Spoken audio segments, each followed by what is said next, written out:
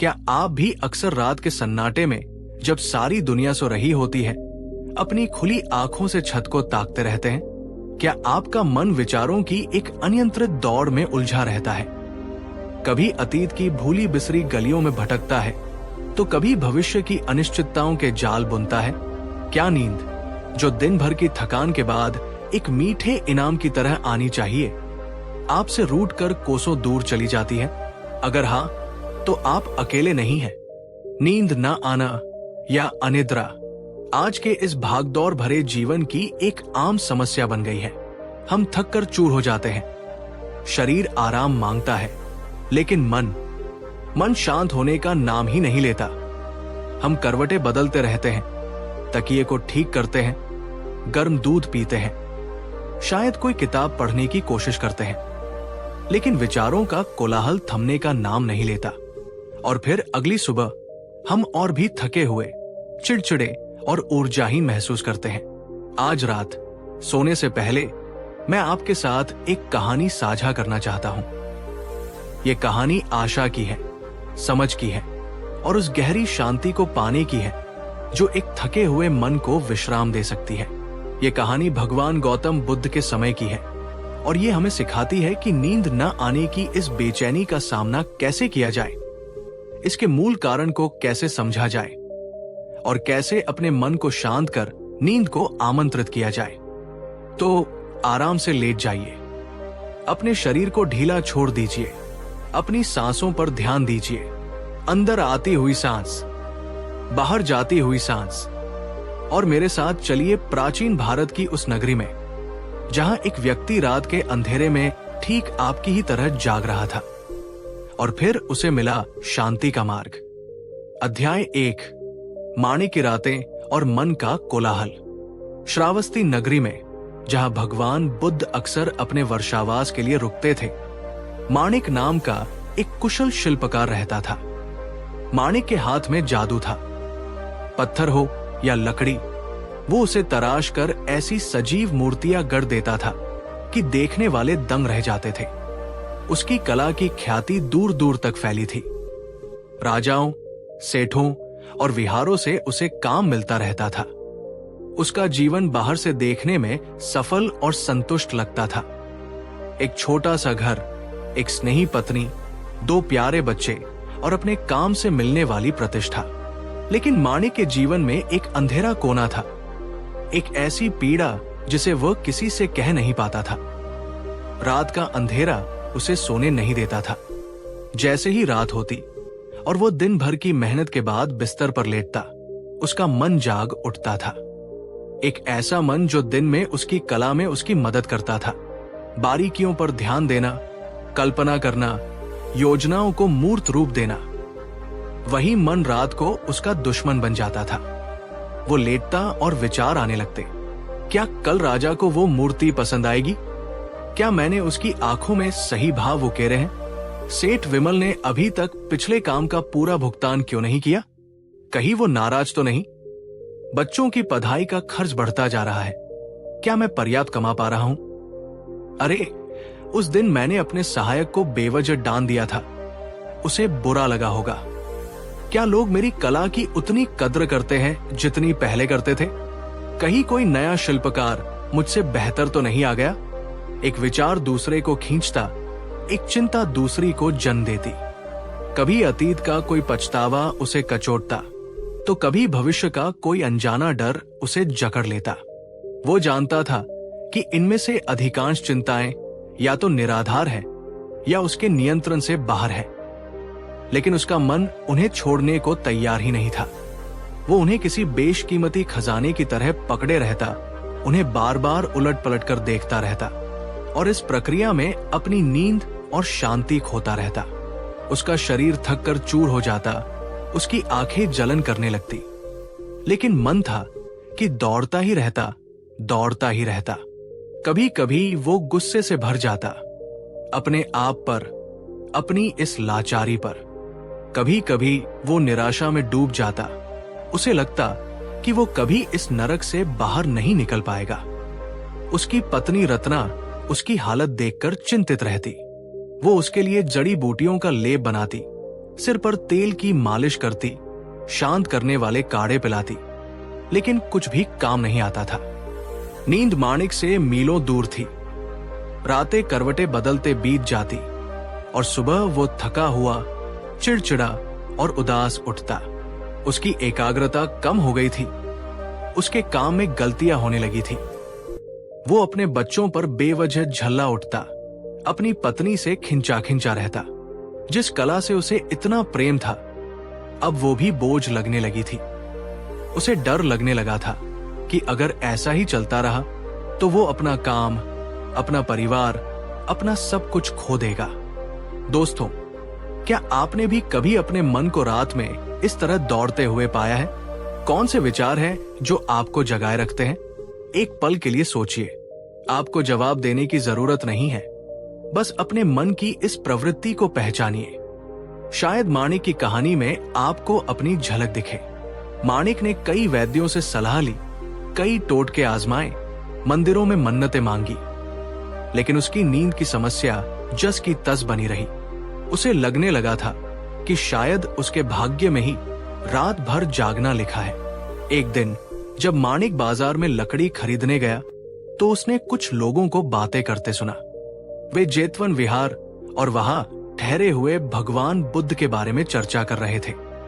एक व्यक्ति कह रहा था, अद्भुत शांति है तथागत के वचनों में। मेरा मन कई दिनों से बहुत अशांत था। व्यापार में घाटा हुआ था। रात को नींद नहीं आती थी। मैं कल उनका प्रवचन सुनने गया और पता नहीं कैसे मन एकदम हल्का हो गया। रात को बरसों बाद ऐसी गहरी नींद आई। दूसरा व्यक्ति बोला, हाँ, मैंने भी सुना है। कहते हैं बुद्ध मन की प्रकृति को समझते हैं। वे बताते हैं कि हमारे दुख और अशांति का कारण क्या है और उससे कैसे मुक्त हुआ जाए।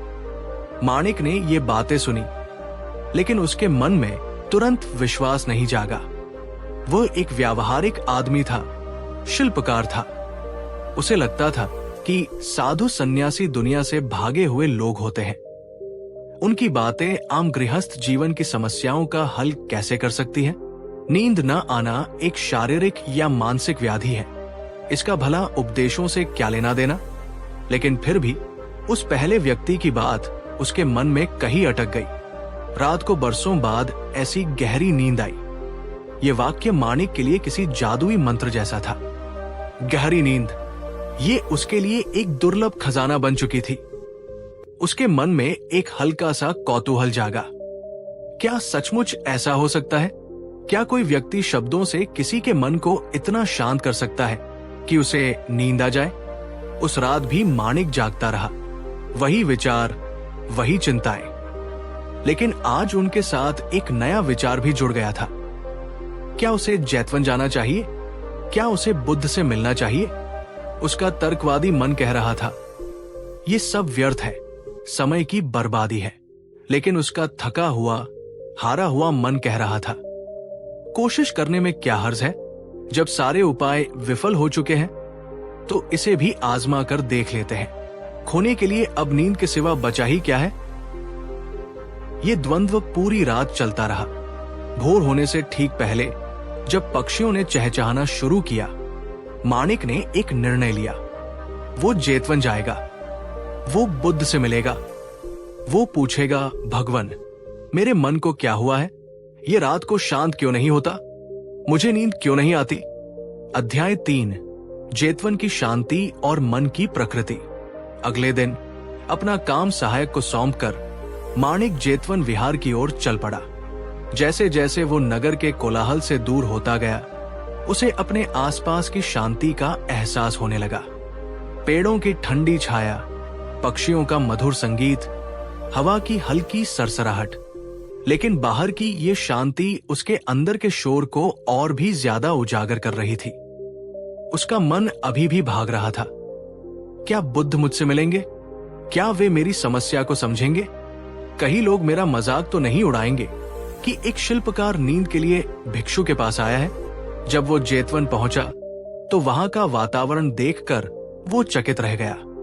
बाहर से देखने में विहार बहुत साधारण था, लेकिन अंदर एक अद्भुत शांति और व्यवस्था थी। भिक्षु शांत भाव से अपने अपने कार्यों में लगे थे। उनके चेहरों पर न कोई तनाव था, न कोई जल्दबाजी। हवा में जैसे करुणा और सजगता घुली हुई थी।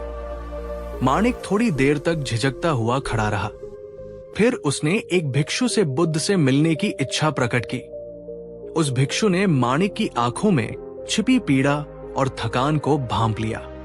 वो उसे स्नेहपूर्वक एक पेड़ की छाया में ले गया और कहा, तथागत इस समय एकांत में है, लेकिन वे शीघ्र ही उपदेश देंगे।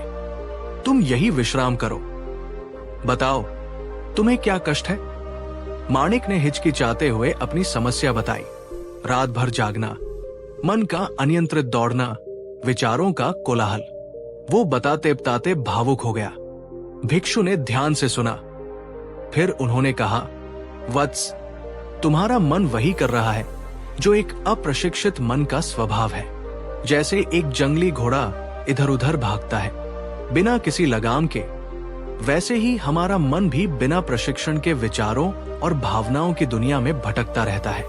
ये कभी अतीत में चला जाता है, उन घटनाओं को याद करता है जो बीत चुकी है, उन पर पछताता है या उन्हें फिर से जीने की इच्छा करता है। कभी ये भविष्य में कूद जाता है, उन चीजों की चिंता करता है जो अभी हुई ही नहीं है, उनके लिए योजनाएं बनाता है या उनसे डरता है। ये वर्तमान क्षण में टिकता ही नहीं। माणिक ने पूछा, लेकिन भंते, ये मन रात में ही इतना क्यों भागता है? दिन में तो मैं अपने काम में लगा रहता हूं। भिक्षु मुस्कुराए।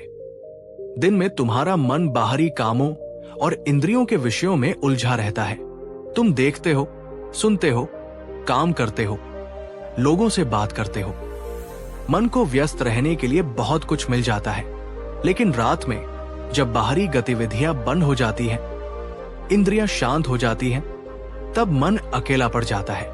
और क्योंकि उसे शांत रहने का अभ्यास नहीं है, वो अपने अंदर जमा किए हुए विचारों, चिंताओं, इच्छाओं और भयों को बाहर निकालने लगता है। जैसे दिन भर का कूड़ा करकट रात को सड़क पर नजर आने लगता है, वैसे ही दिन भर की मानसिक उथल पुथल रात के सन्नाटे में उभर आती है। तुम्हारा नींद न आना कोई बीमारी नहीं है वत्स, ये एक संकेत है कि तुम्हारा मन अशांत है, उत्तेजित है, थका हुआ है। जैसे उबलते हुए पानी में तुम अपना प्रतिबिंब नहीं देख सकते, वैसे ही एक उत्तेजित मन विश्राम नहीं पा सकता, नींद में नहीं जा सकता। माणिक को यह सुनकर थोड़ी राहत मिली कि उसकी समस्या अनोखी नहीं है, बल्कि मन का स्वभाव है। उसने पूछा, तो क्या इसका कोई उपाय है भंते? क्या इस जंगली घोड़े को साधा जा सकता है? क्या इस कोलाहल को शांत किया जा सकता है? भिक्षु ने कहा, हाँ वत्स, तथागत ने यही मार्ग सिखाया है। मन को साधने का मार्ग, उसे शांत करने का मार्ग। ये मार्ग है सजगता का, ध्यान का और समझ का। तुम्हें अपने मन के खेल को समझना होगा, अपने विचारों की प्रकृति को जानना होगा और धीरे धीरे अभ्यास से उन्हें नियंत्रित करना सीखना होगा। तभी सूचना मिली कि बुद्ध उपदेश देने के लिए आ रहे हैं। भिक्षु ने माणिक को साथ चलने का इशारा किया। माणिक का हृदय जोर से धड़क रहा था। वो उस व्यक्ति से मिलने जा रहा था जिसके बारे में उसने इतनी बातें सुनी थी, जिसने उसे एक नई आशा दी थी। भगवान बुद्ध आसन पर विराजमान हुए। उनके चेहरे पर असीम शांति और करुणा थी। उनकी उपस्थिति मात्र से वातावरण और भी शांत हो गया। माणिक उन्हें अपलक देखता रहा। बुद्ध ने उपस्थित लोगों पर दृष्टि डाली और उनकी नजर माणिक पर भी पड़ी। वे क्षण भर को रुके, जैसे उन्होंने माणिक के अशांत मन को पथ लिया हो। फिर उन्होंने अपना उपदेश शुरू किया। संयोगवश उस दिन का विषय मन की चंचलता और उसे शांत करने के उपाय ही था। बुद्ध ने कहा, भिक्षुओं और गृहस्थों, हमारा मन एक अद्भुत शक्ति है। ये हमें कल्पना करने, सीखने, प्रेम करने और महान कार्य करने की क्षमता देता है। लेकिन यही मन जब अप्रशिक्षित होता है, जब अज्ञान और तृष्णा से भरा होता है, तो हमारे दुखों का सबसे बड़ा कारण बन जाता है। ये मन आकाश में बादलों की तरह है। विचार आते हैं और चले जाते हैं। कुछ विचार सुखद होते हैं, कुछ दुखद, कुछ डरावने, कुछ उत्तेजक। हमारी समस्या ये नहीं है कि विचार आते हैं, विचारों का आना मन का स्वभाव है। हमारी समस्या ये है कि हम उन विचारों को पकड़ लेते हैं। हम सुखद विचारों से चिपके रहना चाहते हैं और दुखद विचारों को दूर धकेलना चाहते हैं। हम विचारों के साथ बह जाते हैं, उन पर विश्वास कर लेते हैं, उन्हें अपनी पहचान बना लेते हैं। हम भूल जाते हैं कि वे केवल बादल हैं, अस्थायी, परिवर्तनशील। माणिक ध्यान से सुन रहा था। उसे लगा जैसे बुद्ध उसी के बारे में बात कर रहे हों। वो कैसे रात भर अपने चिंताजनक विचारों को पकड़ कर रखता था। बुद्ध ने आगे कहा, रात को जब तुम सोने का प्रयास करते हो और मन भागने लगता है तो उसके साथ लड़ो मत। विचारों को रोकने की कोशिश मत करो। तुम जितनी कोशिश करोगे वे उतनी ही ज्यादा ताकत से वापस आएंगे। जैसे तुम कीचड़ भरे पानी को हिलाओगे तो वो और गंदला हो जाएगा। उसे शांत छोड़ दो, कीचड़ अपने आप नीचे बैठ जाएगा और पानी स्वच्छ हो जाएगा। तो क्या करें भगवान? किसी ने पूछा। बुद्ध ने उत्तर दिया, साक्षी बनो। अपने विचारों को देखो जैसे तुम आकाश में बादलों को देखते हो। उन्हें आने दो, उन्हें जाने दो। उनसे जुड़ो मत, उनका विश्लेषण मत करो, उन्हें अच्छा या बुरा मत कहो। बस देखो, ये अभ्यास शुरू में कठिन लगेगा। मन बार बार विचारों में उलझ जाएगा, लेकिन धैर्य रखो और मन को वर्तमान में टिकाए रखने के लिए अपनी सांस का सहारा लो। तुम्हारी सांस हमेशा तुम्हारे साथ है, हमेशा वर्तमान क्षण में है। जब मन अतीत या भविष्य में भागे तो धीरे से अपना ध्यान अपनी आती जाती सांस पर ले आओ। महसूस करो कैसे हवा नाक से अंदर जा रही है, कैसे पेट ऊपर नीचे हो रहा है, कैसे हवा बाहर आ रही है। सांस तुम्हारी नाव है जो तुम्हें विचारों के तूफान से निकालकर वर्तमान के शांत किनारे पर ले आएगी। रात को सोने से पहले दिन भर की घटनाओं को मन में दोहराओ मत, उन पर पछताओ मत, उनकी चिंता मत करो। दिन बीत गया, वो अब नहीं है। आने वाला कल अभी आया नहीं है। तुम्हारे पास केवल ये क्षण है, ये सांस है। अपने शरीर को ढीला छोड़ो। बिस्तर पर लेटते हुए अपने शरीर के हर अंग के प्रति सजग हो जाओ।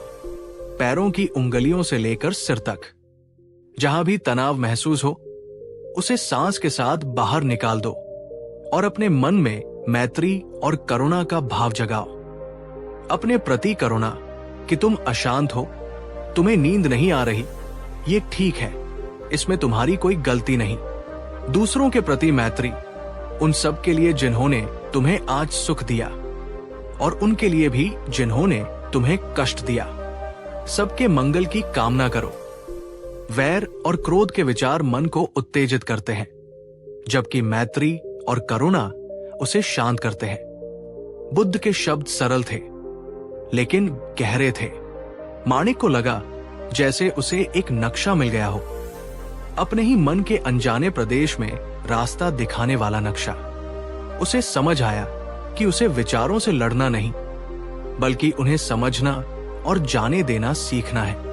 उसे भविष्य की चिंता या अतीत के बोझ को ढोने के बजाय वर्तमान क्षण में अपनी सांस के साथ रहना सीखना है। क्या आप बुद्ध की इन बातों से जुड़ पा रहे हैं? क्या आपको लगता है कि विचारों को देखने और सांस पर ध्यान देने का अभ्यास आपकी मदद कर सकता है? अपनी राय आप बाद में कमेंट्स में साझा कर सकते हैं। और अगर आपको ये बातें उपयोगी लग रही हैं, तो इस कहानी को लाइक करना न भूलें। उपदेश समाप्त होने के बाद माणिक को हल्का और आशान्वित महसूस हुआ। उसे अभी भी यकीन नहीं था कि वो ये सब कर पाएगा, लेकिन उसके पास अब एक दिशा थी, एक प्रयास करने योग्य मार्ग था। अध्याय 5, अभ्यास की यात्रा, धीरज और सजगता। माणिक श्रावस्ती लौट आया। उस रात जब वो बिस्तर पर गया तो उसका मन पहले की तरह ही भागने लगा। पुरानी चिंताएं, नए डर। लेकिन इस बार माणिक ने उनके साथ लड़ने की कोशिश नहीं की। उसे बुद्ध के शब्द याद आए, साक्षी बनो। उसने अपनी आंखें बंद की और विचारों को देखने की कोशिश की। ये बहुत मुश्किल था, जैसे ही कोई चिंताजनक विचार आता, वो उसमें बह जाता। फिर उसे याद आता कि उसे तो सिर्फ देखना था। वो गहरी सांस लेता और फिर से कोशिश करता। उसने अपना ध्यान अपनी सांस पर लाने का प्रयास किया। कुछ पल ध्यान टिकता, फिर मन किसी और दिशा में भाग जाता। वो निराश होने लगा। उसे लगा कि ये उसके बस का नहीं है। तभी उसे बुद्ध की दूसरी बात याद आई, धैर्य रखो, मन बार बार भटकेगा। बिना खुद को कोसे धीरे से उसे वापस अपनी सांस पर ले आओ। यही अभ्यास है। माणिक ने खुद को कोसा नहीं। उसने स्वीकार किया कि यह मुश्किल है, कि इसमें समय लगेगा। वो बस अभ्यास करता रहा, विचारों को देखना, सांस पर लौटना। वो पूरी रात सो नहीं पाया, लेकिन पिछली रातों की तरह वो हताश या क्रोधित नहीं था। उसमें एक नई तरह की शांति थी, एक प्रयास करने वाले की शांति। अगली रात उसने फिर प्रयास किया। इस बार उसने सोने से पहले कुछ और चीजें भी की जो उसने उपदेश में सुनी थी। उसने बिस्तर पर लेटकर अपने शरीर के हर अंग पर ध्यान दिया, तनाव को महसूस किया और सांस के साथ उसे छोड़ने की कल्पना की। उसने अपने मन में अपने प्रति और दूसरों के प्रति मैत्री के भाव जगाए। उसने उन सभी लोगों को धन्यवाद दिया जिन्होंने दिन में उसकी मदद की थी। उसने उन लोगों को भी माफ करने की कोशिश की जिनसे वो नाराज था। फिर उसने विचारों को देखना और सांस पर ध्यान देना शुरू किया। मन अभी भी भटक रहा था, लेकिन शायद थोड़ा कम। कभी कभी कुछ पलों के लिए उसे विचारों के बीच खाली जगह महसूस होती, एक गहरी शांति का एहसास होता। उन पलों में उसे बहुत अच्छा लगता। फिर विचार वापस आ जाते, लेकिन अब वे उतने शक्तिशाली नहीं लगते थे। वो जानता था कि वे बादल हैं, आएंगे और चले जाएंगे। उस रात माणिक को कुछ देर के लिए नींद आ गई, शायद 1 या 2 घंटे ही, लेकिन बरसों बाद ऐसा हुआ था। जब वो जागा तो उसे ताजगी महसूस हुई। ये एक छोटी सी जीत थी, लेकिन इसने माणिक का हौसला बहुत बढ़ा दिया। उसने अभ्यास जारी रखा। हर रात वो सोने से पहले अपने मन को शांत करने का प्रयास करता। वो दिन में भी, काम करते हुए, जब भी याद आता, कुछ पल के लिए अपनी सांस पर ध्यान देता। उसने पाया कि इससे उसकी एकाग्रता बढ़ रही थी और वो कम चिड़चिड़ा हो रहा था। धीरे धीरे हफ्तों और महीनों के अभ्यास के बाद माणिक की नींद सुधरने लगी।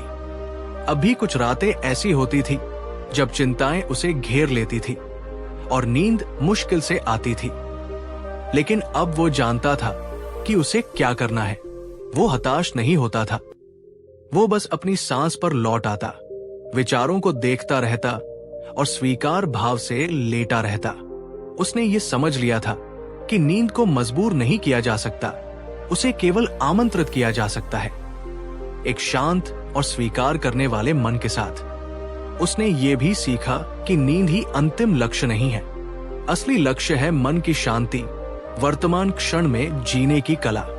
नींद तो उस शांत मन का एक स्वाभाविक परिणाम मात्र है। अध्याय 6, शांति का फैलाव। माणिक के जीवन में एक बड़ा बदलाव आ गया था। वो अब अधिक शांत, अधिक धैर्यवान और अधिक करुणामय हो गया था। उसकी कला में भी एक नई गहराई आ गई थी। लोग कहते थे कि अब उसकी मूर्तियों में केवल सुंदरता ही नहीं, शांति भी झलकती है। उसकी नींद की समस्या लगभग खत्म हो चुकी थी। वह रात को बिस्तर पर जाता, कुछ देर सजगता का अभ्यास करता और फिर कब नींद आ जाती उसे पता भी नहीं चलता। सुबह वो ताजगी और ऊर्जा के साथ उठता। एक दिन उसका पड़ोसी, जो एक कपड़ा व्यापारी था, उसके पास आया। वो बहुत परेशान लग रहा था। उसने कहा, माणिक भाई, मैं कई रातों से सो नहीं पाया हूं। व्यापार में कुछ नुकसान हो गया है और लेनदारों की चिंता मुझे खाई जा रही है।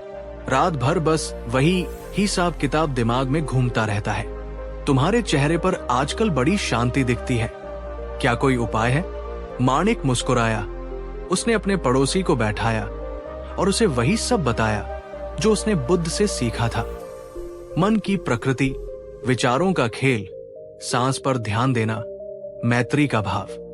उसने अपने अनुभव साझा किए, अपनी कठिनाइयां बताई और ये भी बताया कि कैसे धैर्य और निरंतर अभ्यास से उसे शांति मिली। उसने कहा, भाई, चिंताएं तो जीवन का हिस्सा है, वे आएंगी और जाएंगी। महत्वपूर्ण यह है कि तुम उन्हें अपने ऊपर हावी न होने दो। रात को सोने से पहले दिन भर के बोझ को उतार कर रख दो। अपनी सांस को अपना मित्र बनाओ और याद रखो, तुम अकेले नहीं हो। माणिक ने अपने पड़ोसी को कुछ सरल ध्यान अभ्यास भी सिखाए। कुछ दिनों बाद वो पड़ोसी फिर मिला। उसके चेहरे पर थोड़ी राहत थी। उसने कहा, माणिक भाई, तुम्हारी बातों से बड़ा सहारा मिला। मैं अभ्यास कर रहा हूं, अभी पूरी तरह तो नहीं, पर नींद कुछ बेहतर हुई है और मन भी पहले से शांत है। माणिक को बहुत खुशी हुई। उसे एहसास हुआ कि बुद्ध की शिक्षाएं केवल उसके अपने लिए नहीं थी, वे सभी के लिए थी जो अशांति और दुख से पीड़ित है। उसने सीखा था कि सच्ची शांति केवल अपने भीतर पाने में नहीं, बल्कि उसे दूसरों के साथ बांटने में भी है। अंतिम शब्द, आपके लिए शांति की कामना। और इस तरह माणिक की कहानी हमें दिखाती है कि कैसे एक अशांत मन, जो नींद का दुश्मन बन गया था, सजगता और समझ के अभ्यास से शांत हो सकता है। नींद कोई ऐसी चीज नहीं जिसे जीता या हासिल किया जा सके। ये शांति का एक स्वाभाविक उपहार है जो तब मिलता है जब हम अपने मन को अतीत के बोझ और भविष्य की चिंताओं से मुक्त करना सीख लेते हैं और वर्तमान क्षण में जीना सीख लेते हैं। आज रात जब आप सोने जाएं, तो माणिक की यात्रा को याद करें। अपने मन के कोलाहल से लड़े नहीं, उसे स्वीकार करें, उसे समझें। अपने विचारों को बादलों की तरह देखें, आते और जाते हुए। अपनी सांस को अपनी नाव बनाएं, जो आपको वर्तमान के शांत किनारे पर ले जाए। अपने शरीर को ढीला छोड़ें, तनाव को बाहर निकालें। अपने मन में अपने और दूसरों के प्रति मैत्री और करुणा का भाव जगाएं। याद रखें, ये एक अभ्यास है, इसमें समय लगेगा। धैर्य रखें और खुद पर दया करें। हर रात एक नया अवसर है इस अभ्यास को करने का, शांति को अनुभव करने का। मुझे उम्मीद है कि ये कहानी और बुद्ध की ये शिक्षाएं आपको शांति पाने में मदद करेंगी। अगर आपको ये कहानी अच्छी लगी, अगर इसने आपके दिल को छुआ, तो कृपया इसे लाइक करें। इसे उन दोस्तों और प्रियजनों के साथ शेयर करें जो शायद नींद की समस्या से जूझ रहे हों या जिन्हें मन की शांति की तलाश हो। और हां, नीचे कमेंट करके जरूर बताएं कि आपको इस कहानी में सबसे महत्वपूर्ण बात क्या लगी। क्या आप सोने से पहले मन को शांत करने के लिए कोई विशेष तरीका अपनाते हैं, या बुद्ध द्वारा बताए गए कौन से अभ्यास को आप आजमाना चाहेंगे? आपके विचार और अनुभव दूसरों के लिए भी प्रेरणा बन सकते हैं। अब अपनी आंखें बंद कर लें, एक गहरी शांत सांस अंदर लें और धीरे धीरे बाहर छोड़ें। एक और बार गहरी सांस अंदर और पूरी तरह बाहर। अपने शरीर को बिस्तर में धंसने दें, पूरी तरह शिथिल। अपने मन को शांत होने दें। आज की सभी चिंताओं, सभी योजनाओं, सभी विचारों को धीरे से एक तरफ रख दें।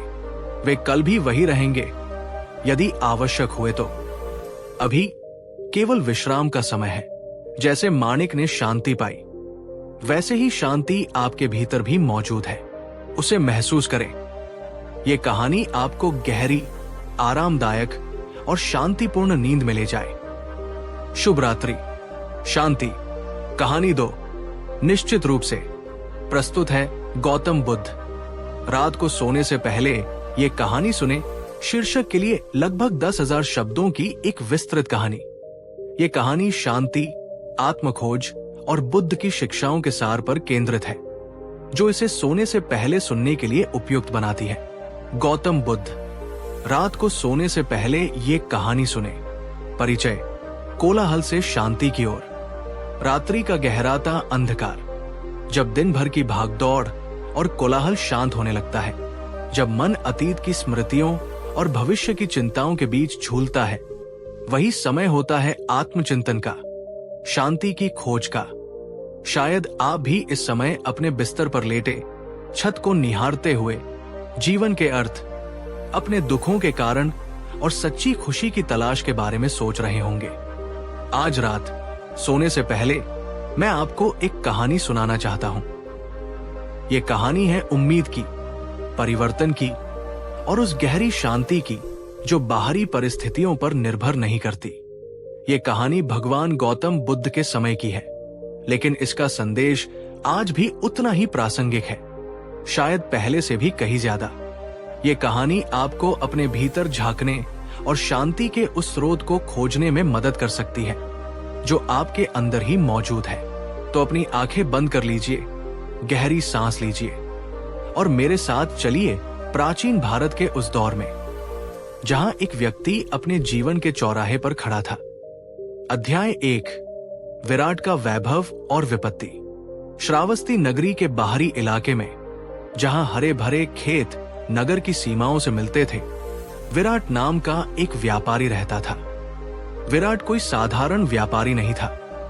उसने अपनी मेहनत, बुद्धि और थोड़ी सी किस्मत से अपार धन संपत्ति अर्जित की थी। उसके गोदाम अनाज, मसालों और कीमती वस्त्रों से भरे रहते थे।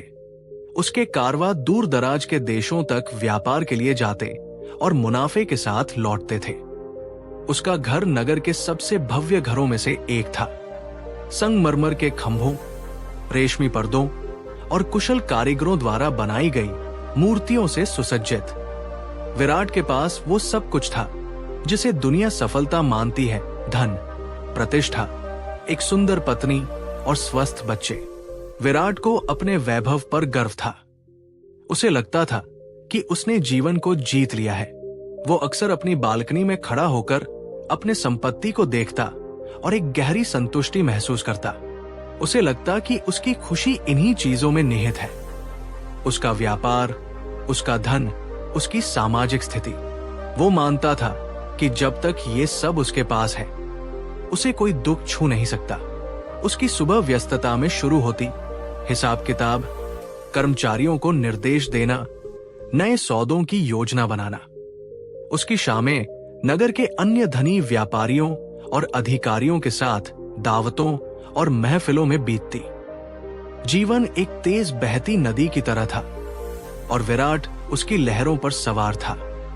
लेकिन जीवन, जैसा कि बुद्ध ने सिखाया है, अनित्य है। परिवर्तन ही उसका एकमात्र स्थायी नियम है। विराट के जीवन में भी एक ऐसा तूफान आने वाला था जो उसके वैभव के महल की नींव हिला देने वाला था। एक मानसून की रात, जब आकाश काले मेघों से घिरा था और बिजली की गड़गड़ाहट से धरती कांप रही थी, रोहिणी नदी, जो श्रावस्ती के पास से बहती थी, अपने किनारों को तोड़कर बाहर आ गई। नदी का पानी विकराल रूप धारण कर चुका था। सोते हुए नगरवासियों को संभलने का मौका भी नहीं मिला। पानी तेजी से घरों, दुकानों और गोदामों में घुसने लगा। चीख पुकार और हाहाकार मच गया। विराट का घर और उसके गोदाम नदी के किनारे के पास ही थे। जब तक विराट और उसके परिवार को खतरे का एहसास हुआ, तब तक पानी उनके घर के निचले तल में भर चुका था। वे किसी तरह छत पर चढ़कर अपनी जान बचाने में कामयाब रहे, लेकिन नीचे उनका संसार डूब रहा था। पूरी रात वे भीगते हुए, कांपते हुए छत पर बैठे रहे। नीचे पानी के प्रचंड प्रवाह और उसमें बहते हुए सामान, मवेशियों और दुर्भाग्यशाली लोगों की चीखों को सुनते रहे। सुबह जब पानी उतरा तो विनाश का मंजर सामने था। विराट का भव्य घर कीचड़ और मलबे से भर गया था। उसके गोदाम ढह चुके थे। अनाज पानी में भीगकर सड़ गया था। कीमती वस्त्र कीचड़ में सने हुए थे और मसालों का कोई नामो निशान नहीं था। उसके वर्षों की मेहनत, उसकी सारी संपत्ति, उसका सारा वैभव रात भर में नदी के साथ बह गया था। उसके पास केवल वही कपड़े बचे थे जो उसने पहने हुए थे और उसका भयभीत परिवार। वो आदमी जो कल तक श्रावस्ती के सबसे धनी व्यक्तियों में से एक था, आज सड़क पर खड़ा था। उसके पास सिर छिपाने के लिए भी जगह नहीं थी। उसका गर्व चूर चूर हो गया था। उसकी वो खुशी जो बाहरी संपत्ति पर आधारित थी, रेत के महल की तरह ढह गई थी। विराट गहरे सदमे और निराशा में डूब गया। उसे समझ नहीं आ रहा था कि उसके साथ ऐसा क्यों हुआ।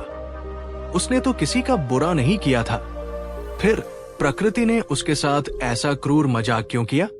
उसके मन में कड़वाहट भर गई।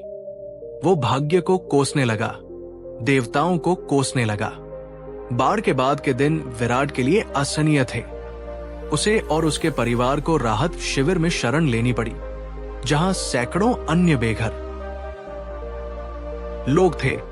कल तक जो लोग विराट से मिलने के लिए समय मांगते थे, आज उसे पहचान भी नहीं रहे थे। उसका मन क्रोध, निराशा और आत्महत्या से भरा हुआ था। वो रात रात भर सो नहीं पाता था। अतीत का वैभव उसे सोने नहीं देता था और भविष्य का अंधकार उसे भयभीत करता था। उसकी पत्नी उसे सांत्वना देने की कोशिश करती, लेकिन उसके शब्द विराट के कानों तक पहुंचते ही नहीं थे। वो अपने ही दुख के खोल में बंद हो गया था। उसने फिर से शुरुआत करने की कोशिश की। उसने कुछ पुराने व्यापारिक साथियों से मदद मांगी, लेकिन अधिकांश ने या तो खुद नुकसान उठाया था या वे अब एक बर्बाद व्यापारी पर दाव लगाने को तैयार नहीं थे। कुछ ने थोड़ी मदद की, लेकिन वो उनके मुंह में जीरे के समान थी। विराट को पहली बार एहसास हुआ कि जिस दुनिया को वो अपना समझता था, वो कितनी अस्थिर और मतलबी हो सकती है। उसे लगा जैसे वह एक गहरे कुएं में गिरता जा रहा है, जहां से निकलने का कोई रास्ता नहीं है। एक शाम जब वो राहत शिविर के बाहर उदास बैठा था, उसने कुछ लोगों को धीमी आवाज में बातें करते सुना। वे जेतवन विहार के बारे में बात कर रहे थे, जो श्रावस्ती के पास ही था, जहां भगवान बुद्ध अपने शिष्यों के साथ ठहरे हुए थे। लोग कह रहे थे कि बुद्ध के वचनों में अद्भुत शांति है, कि वे दुख के कारण और निवारण का मार्ग बताते हैं। विराट ने पहले भी बुद्ध और उनके भिक्षुओं के बारे में सुना था, लेकिन कभी ध्यान नहीं दिया था। उसे लगता था कि ये सब बातें उन लोगों के लिए हैं जिनके पास करने को कुछ बेहतर नहीं है, या जो जीवन की वास्तविकताओं से भागना चाहते हैं। वो तो कर्म में विश्वास करने वाला व्यापारी था। लेकिन आज जब उसका अपना कर्म, उसकी अपनी मेहनत शून्य हो गई थी, उसके मन में एक हल्की सी जिज्ञासा जागी। क्या सचमुच कोई ऐसा मार्ग हो सकता है जो इस असहनीय पीड़ा से मुक्ति दिला सके? क्या शब्दों में इतनी शक्ति हो सकती है कि वे टूटे हुए दिल को जोड़ सके? एक व्यक्ति कह रहा था, बुद्ध कहते हैं कि दुख का कारण हमारी अपनी इच्छाएं और आसक्तियां है। जब तक हम चीजों से, लोगों से, अपनी बनाई हुई पहचान से चिपके रहेंगे, तब तक दुख पाते रहेंगे। विराट को यह बात चुभी। क्या उसका दुख उसकी संपत्ति से चिपके रहने के कारण था? क्या उसका अपनी धनी व्यापारी वाली पहचान से मोही उसे इतना कष्ट दे रहा था? यह विचार उसे परेशान करने वाला लगा, लेकिन कहीं गहरे में उसे इसमें सच्चाई का अंश भी महसूस हुआ। दूसरे व्यक्ति ने कहा, हाँ, और वे सिखाते हैं कि सब कुछ अनित्य है, परिवर्तनशील है। सुख, दुख, संपत्ति, स्वास्थ्य, सब कुछ बदलता रहता है। इसे समझ लेने से ही शांति मिलती है। अनित्य? क्या उसका वैभव स्थायी नहीं था? यह सोच ही विराट के लिए नई थी। वो हमेशा स्थायित्व की तलाश में रहा था, अपनी संपत्ति को स्थायी बनाने की कोशिश में लगा रहा था। शायद यही उसकी भूल थी। उस रात विराट को नींद नहीं आई, लेकिन इस बार कारण सिर्फ दुख नहीं था। उसके मन में एक द्वंद्व चल रहा था। एक हिस्सा अभी भी अपने नुकसान पर विलाप कर रहा था, लेकिन दूसरा हिस्सा उन सुने हुए शब्दों पर विचार कर रहा था। क्या उसे जेतवन जाकर बुद्ध से मिलना चाहिए? क्या एक भिक्षु उसकी समस्याओं का समाधान कर सकता है? उसके अंदर का अभिमानी व्यापारी इस विचार का उपहास कर रहा था, लेकिन उसके अंदर का दुखी और हताश इंसान एक नई आशा की किरण देख रहा था। अगली सुबह उसने एक निर्णय लिया। खोने के लिए अब उसके पास कुछ बचा नहीं था। शायद पाने के लिए कुछ मिल जाए। उसने अपनी पत्नी को बताया कि वो जेतवन जा रहा है। उसकी पत्नी की आंखों में चिंता थी, लेकिन उसने उसे रोका नहीं। शायद उसे भी लगा कि यही एकमात्र रास्ता बचा है। अध्याय 3, जेतवन की ओर यात्रा और पहला पाठ। विराट ने फटे पुराने कपड़ों में जेतवन की ओर चलना शुरू किया। श्रावस्ती की जानी पहचानी गलियां आज उसे पराई लग रही थी। जिन दुकानों से वो रोज गुजरता था वे या तो बंद थी या बाढ़ की तबाही का शिकार थी। लोग अपने घरों की मरम्मत में लगे थे। उनके चेहरों पर चिंता और थकान थी। विराट को पहली बार अपने दुख से बाहर निकलकर दूसरों के दुख को देखने का अवसर मिला। उसे एहसास हुआ कि वो अकेला नहीं है जो कष्ट में है। बाढ़ ने सैकड़ों लोगों को प्रभावित किया था। किसी ने अपना घर खोया था, किसी ने अपना प्रियजन, किसी ने अपनी आजीविका। ये एहसास थोड़ा सुकून देने वाला था, लेकिन साथ ही इसने विराट के मन में एक और सवाल खड़ा कर दिया। ये दुख इतना सार्वभौमिक क्यों है? क्यों हर कोई किसी न किसी रूप में कष्ट झेल रहा है? क्या जीवन का स्वभाव ही दुख है? जैसे जैसे वो नगर से दूर होता गया, प्रकृति का शांत रूप सामने आने लगा। बाढ़ का असर यहां कम था। हरे भरे पेड़, चहचहाते पक्षी, हवा की सरसराहट। विराट, जो हमेशा अपने व्यापारिक गणनाओं में खोया रहता था, उसने शायद पहली बार प्रकृति की इस सुंदरता और शांति पर ध्यान दिया। उसे अजीब लगा कि दुनिया में इतनी उथल पुथल के बीच भी प्रकृति इतनी शांत और स्थिर कैसे रह सकती है। कुछ घंटों की यात्रा के बाद वो जेतवन विहार के द्वार पर पहुंचा। यह स्थान किसी राजा के महल जैसा भव्य नहीं था, लेकिन उसमें एक अद्भुत शांति और पवित्रता थी। साधारण कुटियाएं पेड़ों की छाव में बनी थी। वातावरण में एक अजीब सी स्थिरता थी। भिक्षु शांत भाव से अपने कार्यों में लगे थे। कोई ध्यान कर रहा था, कोई सफाई कर रहा था, कोई अध्ययन कर रहा था। उनके चेहरों पर न तो कोई तनाव था, न कोई हड़बड़ी। विराट थोड़ा झिझका। वो इस माहौल में खुद को अजनबी महसूस कर रहा था। उसके कपड़े मैले थे, मन अशांत था। उसे लगा कि शायद वो यहां आने के योग्य नहीं है। तभी एक अधेड़ भिक्षु, जिनके चेहरे पर गहरी करुणा और शांति झलक रही थी, उसके पास आए। स्वागत है, पथिक, भिक्षु ने मधुर स्वर में कहा। क्या तुम किसी की तलाश में हो? विराट ने सकुचाते हुए कहा, मैं बुद्ध से मिलने आया हूं। मैंने सुना है कि वे दुख से मुक्ति का मार्ग बताते हैं। भिक्षु मुस्कुराए। तथागत इस समय ध्यान में है, लेकिन तुम यहां विश्राम कर सकते हो। शायद तुम्हें अपने कुछ उत्तर यही मिल जाए। मेरा नाम आनंद है। ये भिक्षु आनंद थे, बुद्ध के सबसे करीबी शिष्यों में से एक। विराट को यह जानकर आश्चर्य हुआ कि इतने महत्वपूर्ण व्यक्ति ने उससे इतने सहज भाव से बात की। आनंद उसे एक पेड़ की छाया में ले गए और बैठने का इशारा किया। तुम्हारे चेहरे पर गहरी पीड़ा दिखाई दे रही है, आनंद ने कहा। क्या तुम बताना चाहोगे कि तुम्हें क्या कष्ट है? विराट हिचकिचाया, लेकिन आनंद की आंखों में झलकती करुणा ने उसे बोलने का साहस दिया। उसने अपनी पूरी कहानी कह सुनाई। अपना वैभव, बाढ़ की विनाशलीला, अपना सर्वस्व खो देना और मन की असहनीय पीड़ा। वो बोलते बोलते रो पड़ा। वर्षों का दबा हुआ दुख आंसुओं के रूप में बह निकला। आनंद धैर्यपूर्वक सुनते रहे। उन्होंने बीच में एक बार भी नहीं टोका। जब विराट शांत हुआ तो आनंद ने कहा, वत्स, तुम्हारा दुख वास्तविक है। तुमने जो खोया है वो बड़ा नुकसान है, लेकिन क्या तुमने कभी सोचा है कि जिसे तुमने अपना समझा था, क्या वह सच में तुम्हारा था? विराट चौंक गया। मेरा नहीं था, वो मेरी मेहनत की कमाई थी। मेरा घर, मेरा व्यापार, आनंद ने समझाया। हां, तुमने उसे अर्जित किया था, उसका उपयोग किया था, लेकिन क्या तुम उसे हमेशा के लिए अपने पास रख सकते थे? क्या यह संसार की किसी भी वस्तु का स्वभाव है कि वो स्थायी हो? तुम्हारा घर मिट्टी, पत्थर और लकड़ी से बना था। क्या वे स्थायी है? तुम्हारा धन सोने चांदी के सिक्कों में था। क्या वे हमेशा तुम्हारे पास रहते? तुम्हारा शरीर, जो तुम्हें सबसे प्रिय है, क्या ये स्थायी है? ये भी एक दिन नष्ट हो जाएगा। विराट अवाक होकर सुनता रहा। यह विचार उसके लिए बिल्कुल नया था।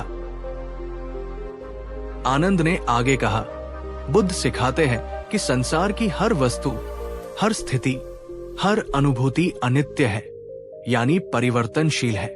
जो आज है वो कल नहीं रहेगा। जो सुख आज है वो कल दुख में बदल सकता है, और जो दुख आज है वो भी स्थायी नहीं है। हम दुख इसलिए पाते हैं क्योंकि हम इस अनित्यता को स्वीकार नहीं करते। हम चीजों से, स्थितियों से, लोगों से मोह कर लेते हैं, उनसे चिपके रहना चाहते हैं। हम चाहते हैं कि सुख हमेशा बना रहे और दुख कभी ना आए। जब चीजें हमारी इच्छा के अनुसार नहीं बदलती, जब हम जिसे पकड़े रखना चाहते हैं वो हाथ से फिसल जाता है, तब हमें कष्ट होता है। तुम्हारी संपत्ति चली गई, ये एक घटना है, लेकिन तुम्हारा दुख उस संपत्ति से तुम्हारे मोह और ये मानने के कारण है कि वो स्थायी थी और तुम्हें स्थायी सुख दे सकती थी। जब तक तुम इस मोह को नहीं छोड़ोगे, तब तक शांति नहीं मिलेगी, भले ही तुम फिर से उतनी ही संपत्ति क्यों ना अर्जित कर लो। विराट के मन में जैसे किसी ने प्रकाश जला दिया हो। उसे अपनी पीड़ा का कारण समझ आने लगा था। उसका दुख केवल संपत्ति खोने का नहीं था, बल्कि उस मोह का था, उस भ्रम का था कि वो संपत्ति ही उसकी पहचान और उसकी खुशी का आधार है। लेकिन भंते, विराट ने पूछा, अगर सब कुछ अनित्य है तो जीवन का क्या अर्थ है? अगर कुछ भी स्थायी नहीं है तो हम प्रयास ही क्यों करें? आनंद मुस्कुराए। अनित्यता का अर्थ निराशा नहीं, बल्कि स्वतंत्रता है। जब तुम ये समझ जाते हो कि कुछ भी स्थायी नहीं है, तो तुम चीजों से चिपके रहना छोड़ देते हो। तुम हर पल को, हर अनुभव को, चाहे वो सुखद हो या दुखद, उसकी पूर्णता में जीना सीखते हो, बिना उससे बंधे हुए। प्रयास करना महत्वपूर्ण है, कर्म करना महत्वपूर्ण है, लेकिन फल से अनासक्त होकर। कर्म करो, अपना सर्वश्रेष्ठ दो, लेकिन परिणाम तुम्हारे नियंत्रण में नहीं है, इसे स्वीकार करो। जीवन का अर्थ बाहरी उपलब्धियों में नहीं, बल्कि आंतरिक शांति, ज्ञान और करुणा के विकास में है। विराट चुपचाप बैठा इन शब्दों पर मनन करता रहा। वर्षों बाद उसे पहली बार अपने मन में एक हल्की सी शांति का अनुभव हुआ। दुख अभी भी था, लेकिन अब वो उतना भारी और असहनीय नहीं लग रहा था। उसे एक दिशा दिखाई देने लगी थी। आनंद ने विराट को जेतवन में कुछ दिन रहने का सुझाव दिया। उन्होंने कहा, यहां रहो, भिक्षुओं के जीवन को देखो, तथागत के उपदेशों को सुनो और सबसे महत्वपूर्ण, ध्यान का अभ्यास करो। तुम्हारे प्रश्नों के उत्तर तुम्हें अपने भीतर ही मिलेंगे। विराट सहमत हो गया। उसने जेतवन की सरल जीवन शैली को अपनाया। वो भिक्षुओं के साथ सुबह जल्दी उठता, विहार की सफाई में हाथ बटाता, भिक्षाटन के लिए जाता और उपदेशों को सुनता। सबसे कठिन था ध्यान का अभ्यास। उसका मन, जो हमेशा बाहरी दुनिया की गणनाओं और चिंताओं में लगा रहता था, शांत बैठने को तैयार ही नहीं था। जैसे ही वो आंखें बंद करता, हजारों विचार उस पर हमला कर देते।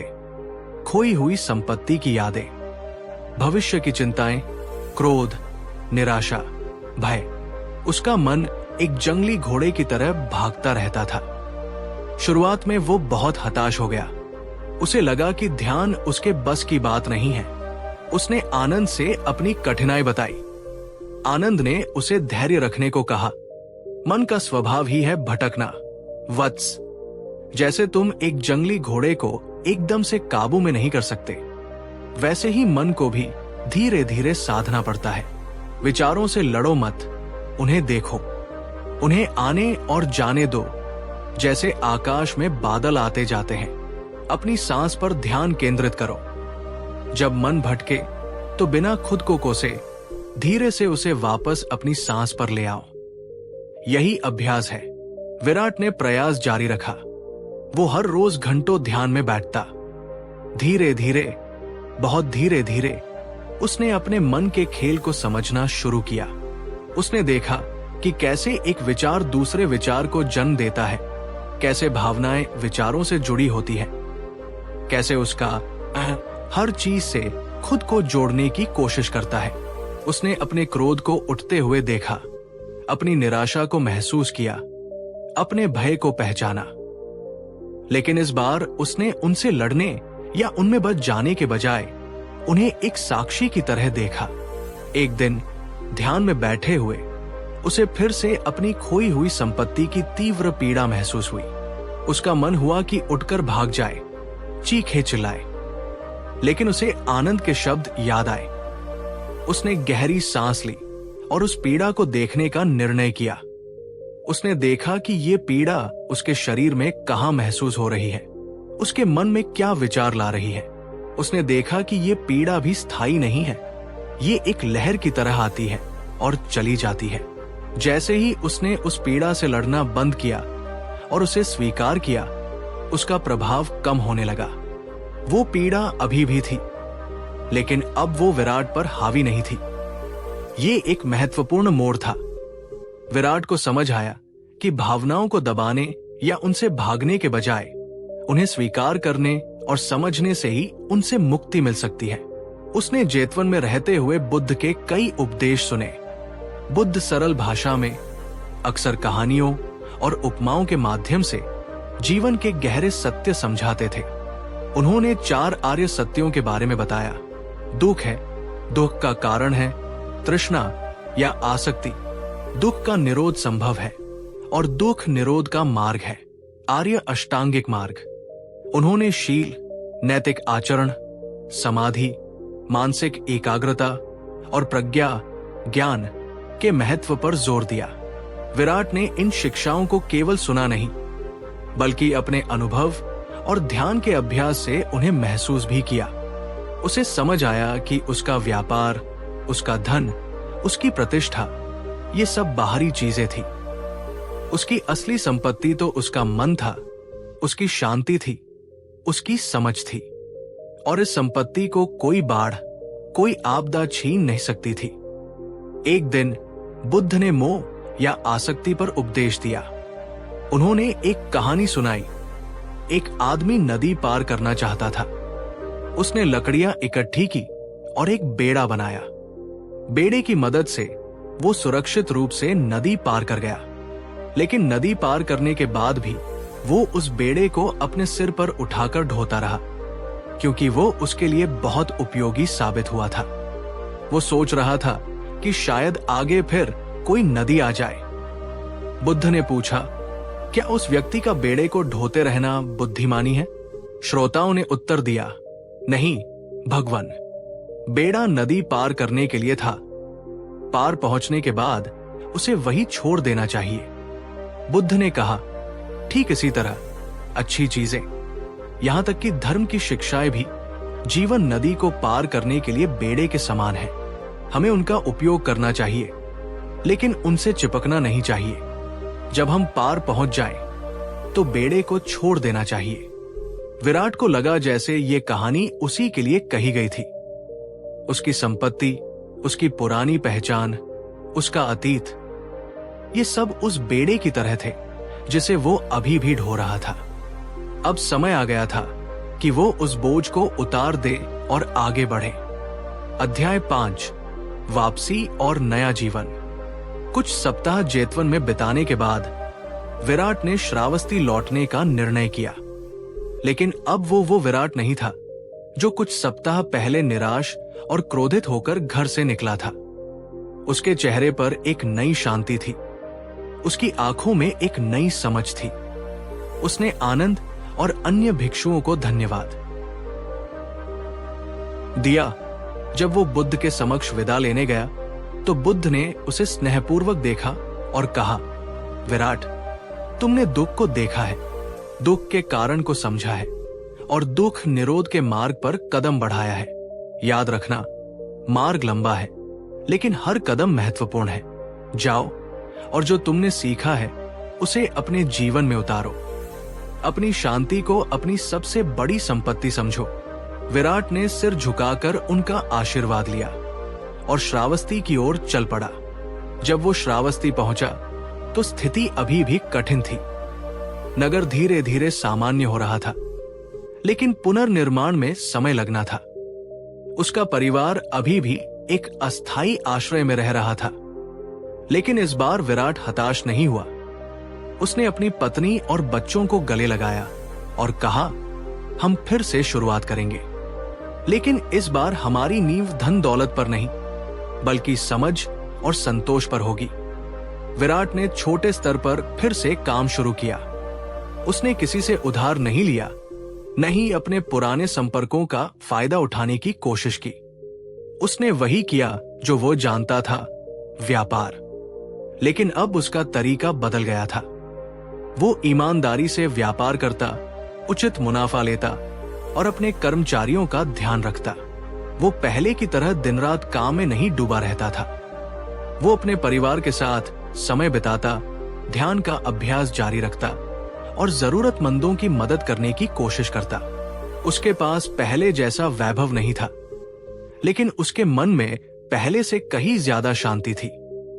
उसे अब इस बात की चिंता नहीं थी कि लोग उसके बारे में क्या सोचते हैं। उसे अपनी सफलता या असफलता से अपनी पहचान जोड़ने की जरूरत महसूस नहीं होती थी। वो जानता था कि सुख और दुख जीवन का हिस्सा है, वे आते जाते रहेंगे। महत्वपूर्ण ये था कि वो हर परिस्थिति में समता बनाए रखे, अपना मानसिक संतुलन न खोए। लोग विराट में आए इस बदलाव को देखकर हैरान थे। कुछ ने उसका मजाक उड़ाया, कहा कि बाढ़ ने उसका दिमाग खराब कर दिया है। कुछ ने उसकी प्रशंसा की, लेकिन विराट पर इन बातों का कोई असर नहीं होता था। वो जानता था कि उसने क्या पाया है, एक ऐसी आंतरिक शांति जिसे कोई बाहरी परिस्थिति छीन नहीं सकती थी। वो अक्सर शाम को अपने छोटे से घर के आंगन में बैठता और ध्यान करता। कभी कभी उसके पड़ोसी जो अपनी परेशानियों से दुखी होते, उसके पास सलाह लेने आते। विराट उन्हें बुद्ध की वही शिक्षाएं सरल शब्दों में समझाता जो उसने सीखी थी। अनित्यता का सिद्धांत, संतोष का महत्व, ध्यान का अभ्यास। वो कोई उपदेशक नहीं बन गया था, लेकिन उसका शांत और संतुष्ट जीवन ही अपने आप में एक प्रेरणा बन गया था। एक रात पूर्णिमा का चांद आकाश में चमक रहा था। विराट अपने आंगन में बैठा था, ध्यान के बाद की गहरी शांति में डूबा हुआ। उसकी पत्नी उसके पास आकर बैठ गई। उसने कहा, विराट, मुझे याद है तुम पहले कितने बेचैन रहते थे, हमेशा और ज्यादा पानी की होड़ में लगे रहते थे। अब हमारे पास पहले से बहुत कम है, लेकिन तुम्हारे चेहरे पर मैंने इतनी शांति पहले कभी नहीं देखी। विराट मुस्कुराया। उसने अपनी पत्नी का हाथ पकड़ा और कहा, पहले मैं सोचता था कि खुशी बाहरी चीजों में है, धन में, घर में, प्रतिष्ठा में, लेकिन बाढ़ ने मुझसे वो सब छीन लिया और मुझे एक गहरा सत्य सिखाया। खुशी कहीं बाहर नहीं, हमारे अंदर है। ये संतोष में है, समझ में है, हर पल को स्वीकार करने में है, चाहे वो सुखद हो या दुखद। जब तक हम चीजों से चिपके रहेंगे, दुख पाते रहेंगे। जब हम मोह छोड़ देते हैं तो स्वतंत्र हो जाते हैं, शांत हो जाते हैं। यही बुद्ध की सबसे बड़ी देन है।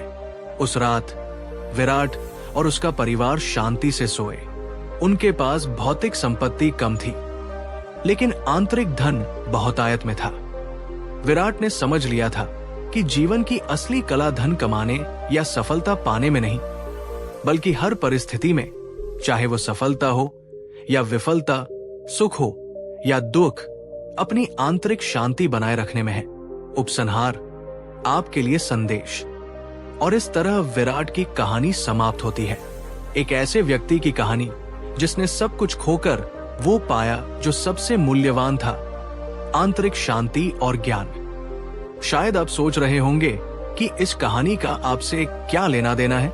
आप विराट नहीं हैं, और शायद आपके जीवन में ऐसी कोई बड़ी विपत्ति नहीं आई है, लेकिन क्या आपके जीवन में छोटी छोटी निराशाएं, चिंताएं, भय और असंतोष नहीं है?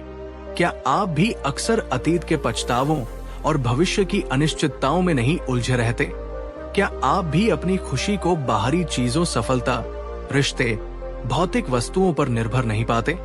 विराट की कहानी हमें याद दिलाती है कि दुख का मूल कारण हमारी बाहरी परिस्थितियां नहीं, बल्कि उन परिस्थितियों के प्रति हमारा दृष्टिकोण, हमारा मोह, हमारी आसक्ति है। जब हम ये समझ जाते हैं कि जीवन अनित्य है, सब कुछ परिवर्तनशील है, तो हम चीजों से चिपके रहना छोड़ देते हैं। हम वर्तमान क्षण में जीना सीखते हैं, हर अनुभव को स्वीकार करना सीखते हैं। बुद्ध की शिक्षाएं किसी विशेष धर्म या पंथ तक सीमित नहीं है। वे मानव स्वभाव की गहरी समझ पर आधारित है। वे हमें अपने मन को समझने और उसे प्रशिक्षित करने का मार्ग दिखाती है, ताकि हम जीवन के उतार चढ़ावों के बीच भी शांत और स्थिर रह सके। आज रात जब आप सोने जाएं, तो विराट की कहानी पर विचार करें। अपने जीवन के उन क्षेत्रों के बारे में सोचें जहां आप मोह या आसक्ति महसूस करते हैं। उन चिंताओं के बारे में सोचें जो आपको रात में जगाए रखती हैं। क्या आप अनित्यता के सत्य को स्वीकार कर सकते हैं? क्या आप वर्तमान क्षण में अधिक सजग रहने का प्रयास कर सकते हैं? ध्यान, जैसा कि विराट ने सीखा, अपने मन को शांत करने और आत्म जागरूकता बढ़ाने का एक शक्तिशाली उपकरण है। आपको घंटों बैठने की जरूरत नहीं है। हर रोज कुछ मिनट अपनी सांस पर ध्यान केंद्रित करना भी बड़ा अंतर ला सकता है। अपनी सांस को आते और जाते हुए देखें। जब मन भटके तो धीरे से उसे वापस ले आएं। ये सरल अभ्यास आपके मन को वर्तमान में लाने और शांति पाने में मदद करेगा। याद रखें, शांति कहीं बाहर खोजने की चीज नहीं है, वो आपके भीतर ही मौजूद है। विचारों के कोलाहल और भावनाओं के उतार चढ़ाव के नीचे आपको बस उस तक पहुंचने का मार्ग खोजना है। तो अब अपनी आंखें बंद रखें, एक और गहरी सांस लें और धीरे धीरे छोड़ें। अपने शरीर को शिथिल होने दें, अपने मन को शांत होने दें। दिन भर की चिंताओं को छोड़ दें। जैसे विराट ने अपने अतीत के बोझ को उतार दिया था, वैसे ही आप भी अपनी चिंताओं को छोड़ दें। जाने कि आप सुरक्षित हैं, जाने की शांति आपके भीतर है।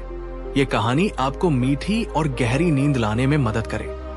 और जब आप कल सुबह जागे तो एक नई समझ और शांति के साथ अपने दिन की शुरुआत करें। शुभ रात्रि।